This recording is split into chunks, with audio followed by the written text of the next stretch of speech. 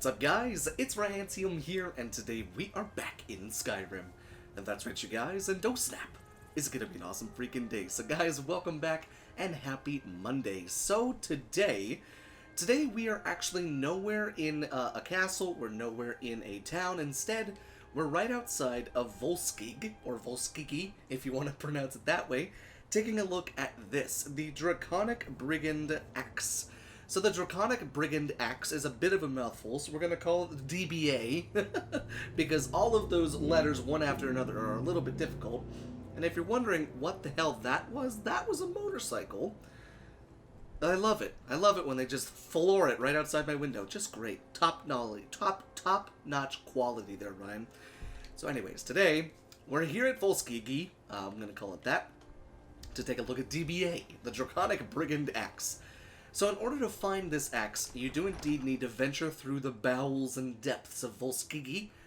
And there's quite a few angry boys in there. There's a lot of outlaw bandits, or bandit outlaws. There's bandits all over the place. And it does require you to get past a specific puzzle inside of here. And truthfully, I did it a bit of the cheaty way. I just kind of phased through it. So look up a guide or like a Google guide or something like that, a YouTube video to do the puzzle through here. But yeah, so basically you're just going to want to come past all of these bad boys through here, all the way down, and I'll show you the end result.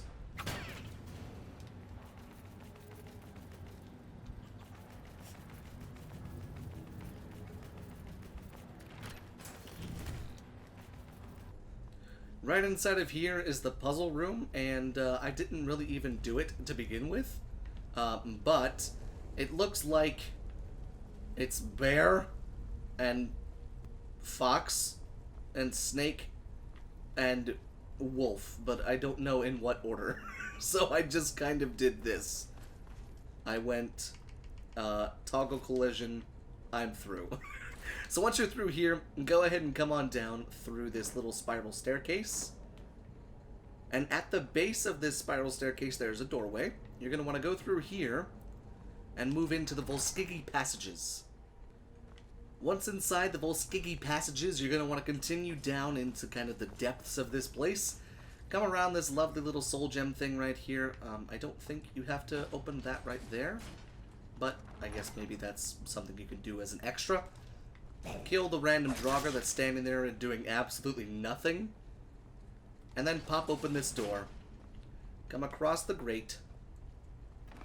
And in this next room, down here, the trapdoor is exactly where you're going to want to find it. Once you've found this room, which has a blood stain on the wall, it's got candles all around you, you're going to want to drop down here.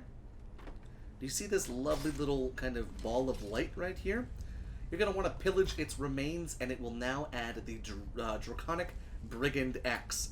Now, we're not going to take a look at it right here, because we're still in the bowels of this place, but let's head back to my forge and take a look at it there.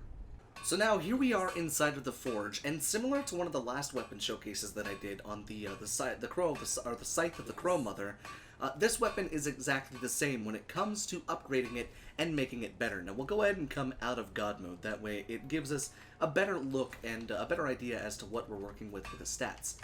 So, you'll find the ability to upgrade it in the steel section. So, the first upgrade requires 3 silver ingots, the axe itself, and then 1 petty soul gem, which does seem to be empty. Then, for number 2, you need 1 lesser soul gem, the axe plus 1, and 5 more silver ingots. Number 3, need 3 quicksilver ingots and then a common soul gem. Number 4, you need a greater soul gem and 5 more quicksilver ingots.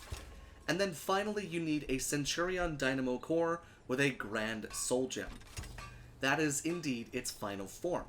Now, one thing that I noticed inside of the description of the mod itself is actually the weapon becomes enchantable at level 5, which means once it's a fully upgraded weapon, you can actually enchant it to make it even better. So let's go ahead and take a proper look at this bad boy, shall we? So first, we can see it here just kind of floating in front of us. It's a very simple weapon. Honestly, it's probably one of the more simple weapons that I've showcased. And for that, I think it bodes well with being lore-friendly, because, you know, when we think vanilla, oftentimes we think of the most kind of boring assets. It isn't the most flamboyant, it isn't the most beautiful axe. It has high-resolution textures, and I really like the dragon that is across the blade itself. But honestly, it's a piece of wood with a chunk of steel at the end of it. And that's all it is. But it serves a purpose, and it's honestly kind of nice. Not to mention, at level 5, it is a 55 damage one-handed war axe. Now, let's go ahead and take a look at what that means. Let's take a look at a steel war axe, a regular battle axe. A regular steel battle axe does 20 damage. How about a dwarven axe? 12 damage. An elven axe does 13. Let's look at the big boys first, because we know they're probably going to be doing a bit more damage. A dragonbone war axe only does 18. And then a daedric only does 17. Now, do please keep in mind that that is without any levels into, one-handed skill. That is with no levels into anything but smithing, and just take that with a grain of salt. But let's get a closer look, and let's throw it up on a weapon plaque, shall we? So here with the steel plate armor on the mannequin, I just thought it would look really, really cool to have this here. However, I can really imagine this axe being in the hands of a barbarian chief. So as we get closer and closer to this, you can really begin to see the textures shine through. I mean, we are right next to this damn thing. And it's absolutely the most high-resolution thing in frame at the moment. The muddied wall texture with the more crisp, wall plaque right there. But then you get into the actual blade itself, and it looks really, really nice. So it's a very simple axe, but honestly, with the amount of stuff that it takes to upgrade it, you could probably get it pretty early on, especially if you like to exploit the hidden chests that are in, what is it, Dawnstar and Markarth. Probably get some good Quicksilver ingots like that, and or any other way, find it at a merchant or anything like that.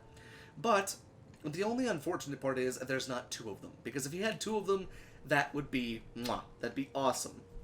Now, obviously, you could duplicate it with a cheat glitch or with a cheat mod or anything like that. But at the same time, it is a singular, beautiful axe, and I think honestly it would look really, really cool in a lot of the homes that we've showcased.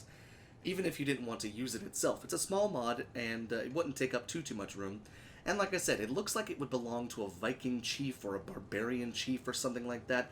Someone who's a bit more on the savage side, and just wants, that savage tool to represent themselves. So, what are you guys thinking down there in the comment section? Did you like it? Did you hate it?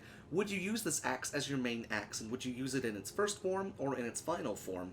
I'm very curious to hear what you guys have to say about it. But until next time, guys, thank you so much for watching, and I will see you in the next showcase.